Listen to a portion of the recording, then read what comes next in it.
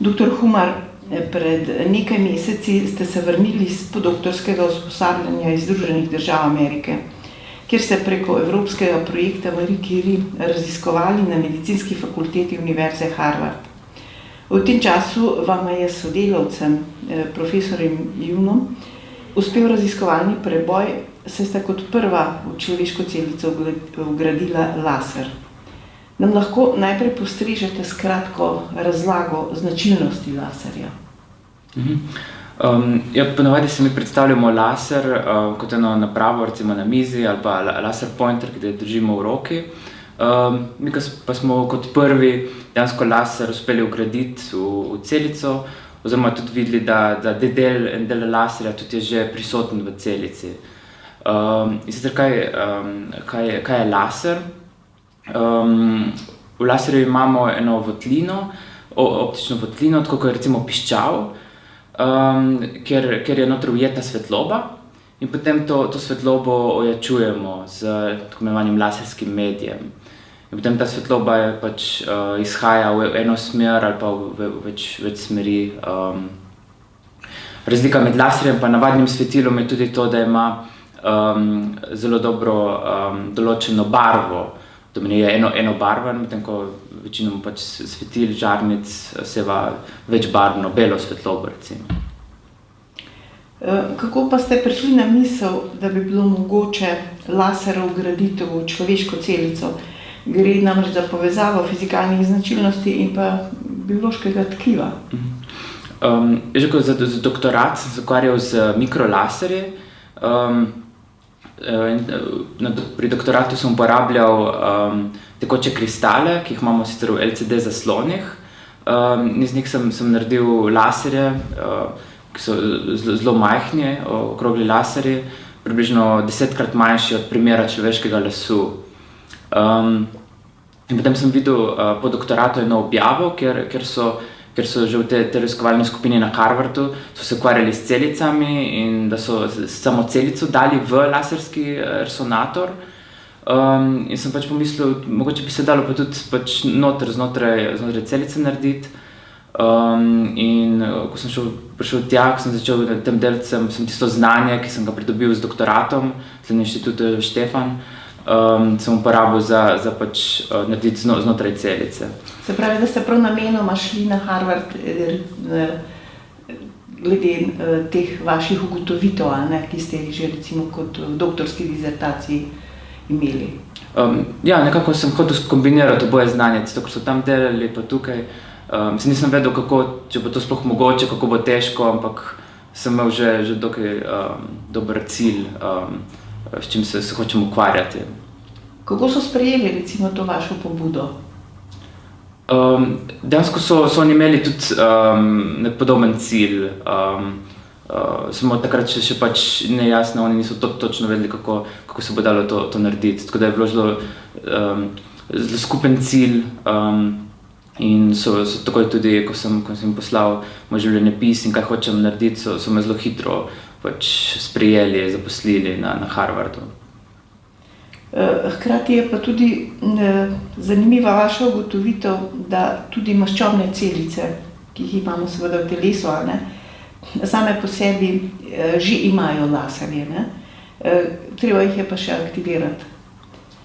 Kako oziroma koliko je to spoznanje vplivalo na to vašo idejo, da lahko laser vgradite v celico in seveda kakšno funkcijo imajo že obstoječi laserji v teh celicah? To z maščobnimi celicami, da že vsebujejo del laserja, smo dejansko odkrili šele pozneje. Najprej smo naredili umetne laserje, ki smo jih vgradili v celice. In eden od teh načinov ogrevanja je bil tudi kapljica maščobe, ki smo jo vbrizgali v celico. In potem se je porodila ta zamisel, da dejansko nekatere celice, to so konkretno maščobne celice, že imajo kapljice maščobe in smo tudi poskušali, če to dejansko deluje, tako kot umetni laserji, ki smo jih mi vgradili. Pri maščobnih celic pa je treba samo dodati barvilo, fluorescentno barvilo, ki ojačuje svetlobo. medtem ko ta kapljica, ki je znotraj že, je pa kot laserski resonator, kot ta piščal, ki pač omejuje svetlobo in da to zelo določeno valovno dolžino, določeno barvo. In potem jih moramo še aktivirati z nekim virom svetlobe iz zunaj, da potem sevajo lasersko svetlobo v vse smeri. Se pravi, da ste vi, ko ste potem, ko rečemo umetni laser, vgradili v celico, se zgledovali po že obstoječih obliki laserja v maščobni celici, kot ste rekli, kapljici ali pa kroglici, ne? Ja, dejansko se nismo zgledovali po tem, po kapljici, ki je že noter, ampak smo najprej umetno naredili. In potem smo odkrili, da to že obstaja naravno. Tako da se nismo po naravi zgledovali. Je bila najprej ideja umetnega narediti, potem pa smo odkrili, da že obstaja v celici. No, to je zanimivo, ne? In zdaj je to nekako sprejeta ideja oziroma načina, ne, vgrajevanja laserja v celico. Ja, drugače so tri možni načini, kako lahko to naredimo. In prvi, ki smo ga odkrili, je to, da smo preprosto vzeli že obstoječe laserje umetne izven celic. To so preprosto trdne kroglice iz snovi, recimo plastike ali stekla.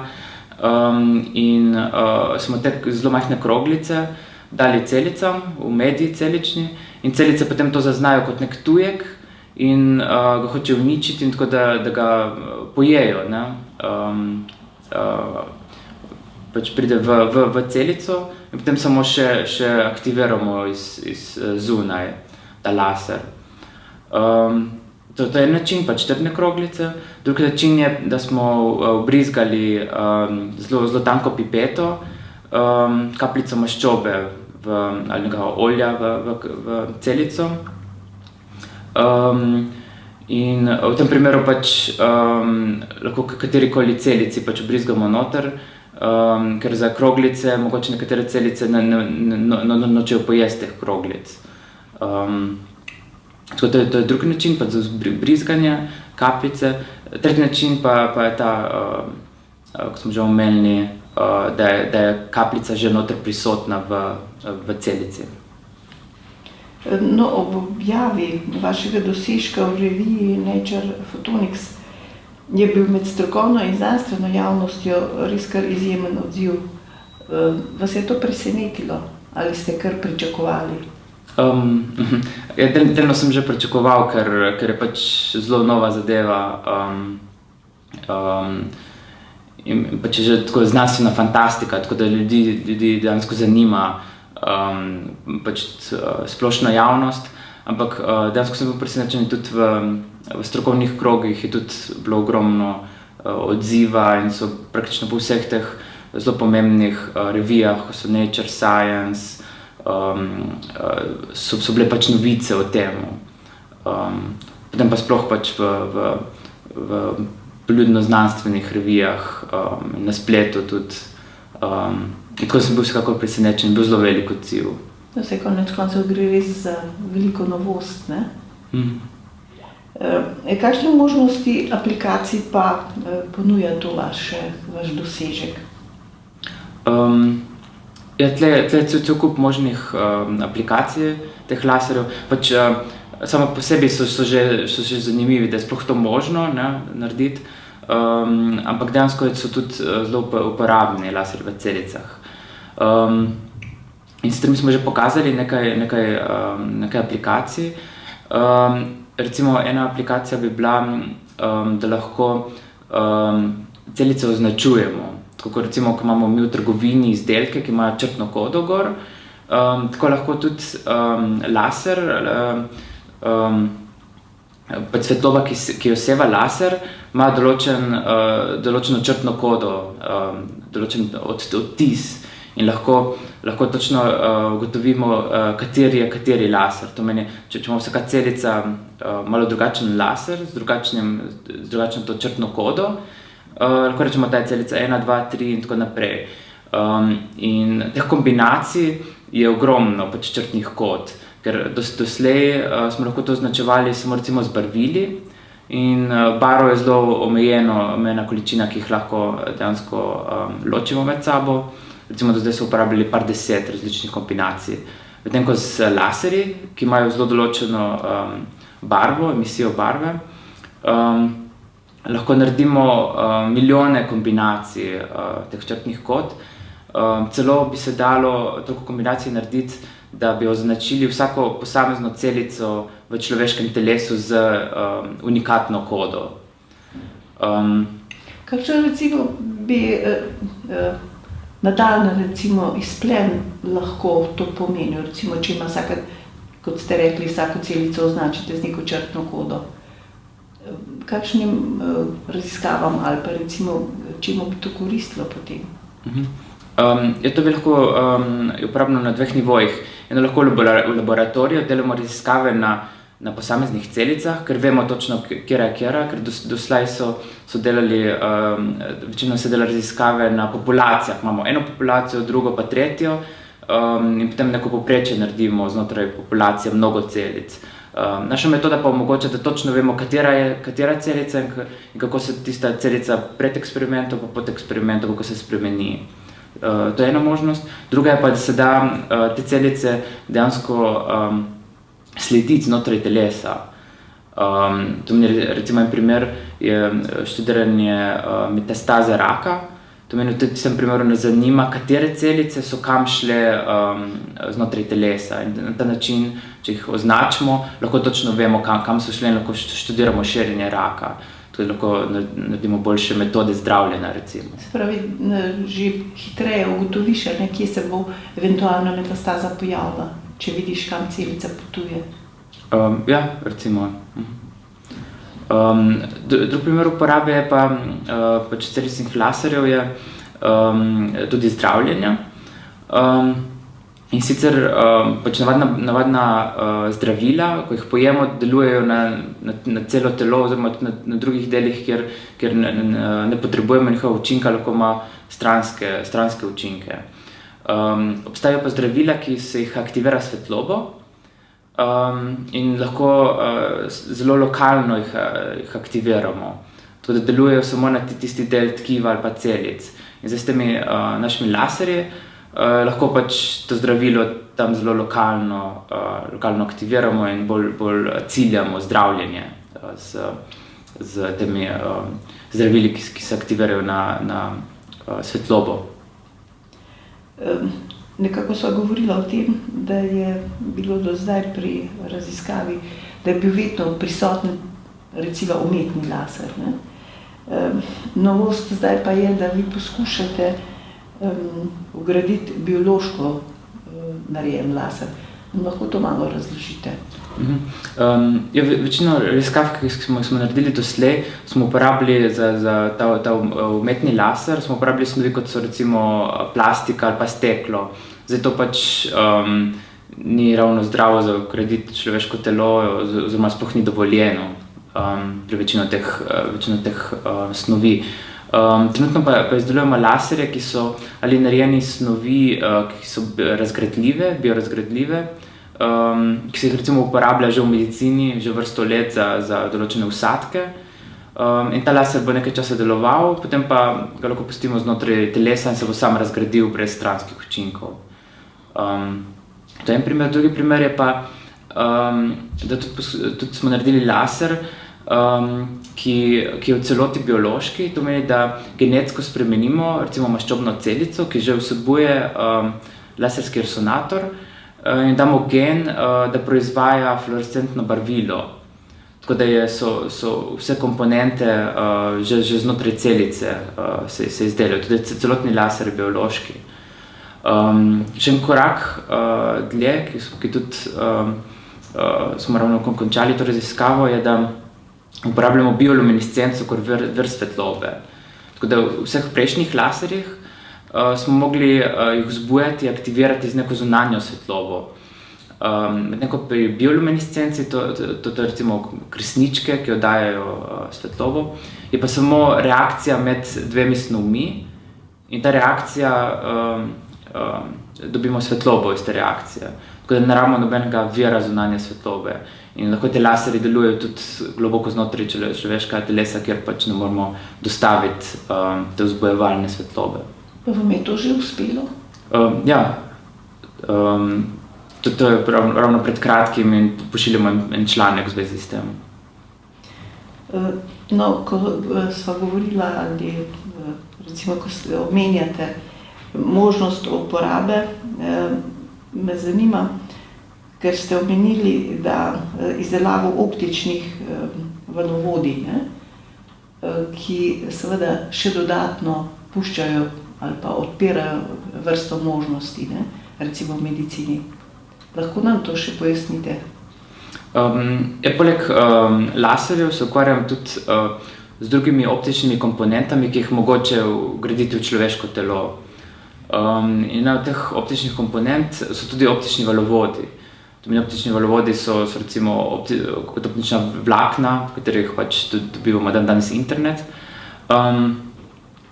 In te valovodi, kar smo mi novo naredili, da so iz snovi narejeni, ki so biokompatibilne in biorazgradljive snovi. To pomeni, da tak valovod lahko vgradimo v človeško telo in ga pustimo noter, lahko delamo recimo diagnostiko dlje časa in ko ga ne potrebujemo več, pustimo v človeškem telesu in se bo dejansko razgradil. In pokazali smo več aplikacij, kaj bi bilo možno narediti s temi valovodi. Ena je recimo lepljenje ran, lasersko lepljenje ran. To pomeni, namesto šivi, da zašijemo rano, lahko dodamo določeno barvilo, pa z laserjem obsevamo, pa se bo dejansko rana zelo lepo zalepla. To je dosti boljše kot šivi in se bolj hitro celi, ni brez gotinjenja. To so površinske ali tudi notranjih organih, recimo? Ja, to je pa trenuten problem, ker trenutna metoda, ki dejansko že raziskujejo v kliniki, dejansko že na ljudeh in deluje zelo dobro, je omejena na površinske rane, ker svetloba pač ne gre globoko noter v tkivo. Tako da mi smo uporabili te naše valovode, biorazgradljive valovode, da lahko svetlobo vodimo tudi globlje v rano in da lahko globlje v rano se zalepi skupaj. In potem ta valovod se prosto odreže pa pusti noter, ker pač mehka zadeva biorazgradljiva. Danes smo pokazali, da se pač lepo tkivo zalepi skupaj, tudi za bolj globoke rane. Še kakšne načine, recimo aplikacije, možnosti, ki jih ponuja, ker zapisali ste, da možnost nekih tatujev, ki potem meri, recimo, bodisi sladkor v krvi, kisik in tako naprej. Oboje laserji in valovodi so tudi primerni za diagnostiko, to pomeni za merjenje nekih bioloških parametrov v telesu. Recimo te valovodi se lahko vgradi, lahko potem merimo določene parametre. En primer, ki smo ga mi pokazali, je recimo merjenje kisika znotraj kateregakoli organa. To je ena aplikacija. Laserje, ki so narejeni iz tudi biokompatibilnih materialov, lahko tudi vgradimo v katerokoli tkivo, ni treba, da je znotraj celic. In glede na kakšen spekter oddajo, kakšno svetlobo oddajo, lahko merimo določene parametre.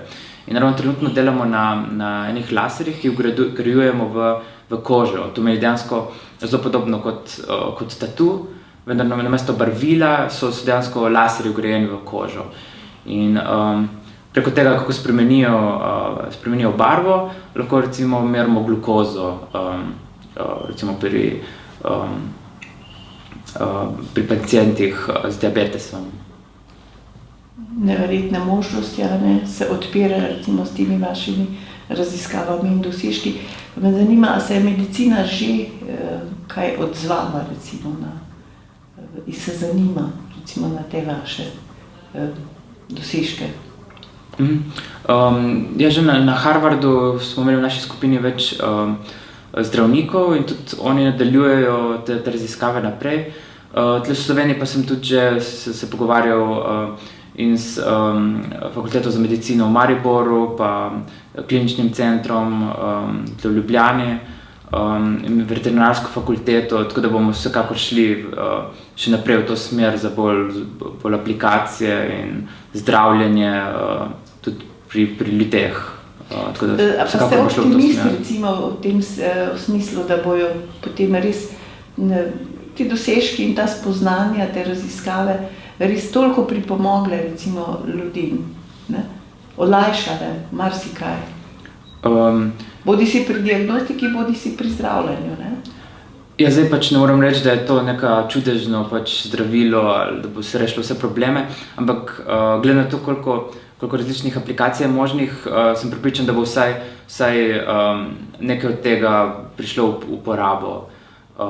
In vsekako za raziskovalne namene že danes je to zelo uporabno in različne raziskovalne skupine uporabljajo to za pač v laboratoriju za raziskovanje določenih procesov znotraj celice, znotraj tkiv in kako se celice premikajo znotraj telesa, recimo na miših in tako naprej. Tako da gre zelo naprej ta zadeva. In tudi dokaj hitro, ne? Ker se vemo, kako se v medicini stvari zelo počasi in počasi osvajajo in pa razvijajo. Ja. Doktor Humar, na inštitutu Jožef Štefan, kjer ste zaposleni kot raziskovalec, vas je vodstvo inštituta oziroma raziskovalci predlagali, da ste dobili letos spomladi tudi posebno nagrado za vaše dosežke, za vaš projekt. Kakšne ambicije imate z njim? Ja, ravno pred kratkim sem dobil ta direktorjev sklad in to so sredstva za odprtje nove raziskovalne smeri na inštitutu in s tem denarjem bom dejansko odprl svoj laboratorij, kjer se bomo ukvarjali s podobnimi zadevami, to pomeni z laserji v celicah, v človeškem telesu, diagnostiko. Tako da cilj je narediti tak laboratorij, ki bo vrhunski v svetovnem merilu in da bomo tudi pri nas delali zelo pomembne raziskave na tem področju. Koliko je znanja recimo o teh vprašanjih pri nas že? Ali mislite seveda povezovati se recimo s raziskovalci drugod, z drugih centrov? Če pravite, da mislite ustanoviti ali organizirati ta zelo pomemben referenčen laboratorij. Ja, vsekakor ta tema je zelo multidisciplinarna. Dejansko v Sloveniji oziroma tudi v svetu zelo malo se ukvarja s tem. V Sloveniji bom jaz prvi, tako da je treba vsekakor združiti različna znanja in to so optika, fizika, potem kemija in materiali in po drugi strani biologija in medicina, tako da vsekakor brez sodelovanja tukaj ne gre, vsekakor. Te mednarodne raziskovalne scene, znanstvene, ne? Ja, in znotraj Slovenije in iz Slovenije, drugi laboratoriji po Evropi in v Ameriki še vedno sodelujemo s Harvardom, recimo. Spomladi ste se udeležili tudi rednega srečanja Nobelovih nagrajencev Lindau v Nemčiji, ne? Kjer ste tudi prejeli nagrado za najboljši plakat, ki ste ga tam razstavili, pokazali. Nam lahko opišete vaše videnje in pa vtise takega srečanja, kjer se seveda zbere množica raziskovalcev, mislecev in tudi mnogo nosilcev priznanih prestižnih Nobelovih nagrad in seveda tudi vašo predstavitev. Ja, kot ste povedali, to srečanje združuje res ogromno zanimivih ljudi, sploh Nobelovi nagrajenci in je bilo zelo smo se lahko družili tudi z njimi in so pripovedovali zgodbe, kako so dejansko prišli do teh rezultatov, ki so potem vodili v Nobelove nagrade. In na takem srečanju dobiš ogromno inspiracije in kako delati pač raziskave. Dejansko treba zelo široko gledati, ne samo pač stare zadeve, ki so že bile narejene, za pač malo spremeniti, malo izboljšati, ampak pač hočeš doprinesti znanosti, je treba bolj široko gledati in si upati tudi nove stvari narediti. To sem se pač tam pač, ko sem jih poslušal, nove nagrajence pač naučil. Drugače srečanje je bilo tudi ogromno mladih, s katerimi smo se družili iz celega sveta. In jaz sem bil izbran tudi za predstaviti eden izmed plakatov. In sem predstavil tudi to delo v zvezi s celicami laserje. In udeleženci, tudi Nobelovi nagrajenci so dejansko glasovali za plakate in sem dobil sam največ glasov, tako da sem dobil prvo nagrado na tem srečanju. Tako da je bila res super izkušnja in tudi priporočam mladim, da se prijavijo pač na to srečanje. Zato vse čestitke. Hvala.